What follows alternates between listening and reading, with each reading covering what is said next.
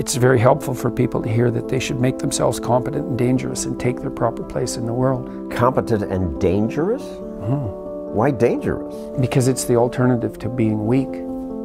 And weak is not good. The people who shoot up the high schools, they're weak. They're weak. How is it good to be dangerous? Because it makes you formidable. And life is a very difficult process, and you're not prepared for it unless you have the capacity to be dangerous.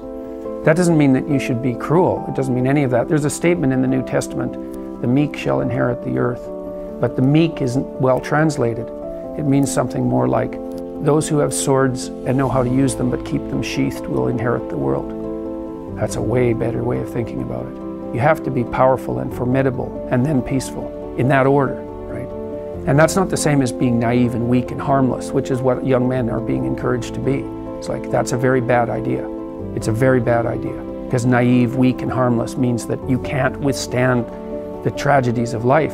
You can't bear any responsibility. You'll end up bitter. And when you get bitter, then you get dangerous. But one thing I'm not getting, there's a big difference between letting people do something for themselves and saying men should be dangerous. By dangerous, that implies I should be ready to threaten someone, to hurt somebody.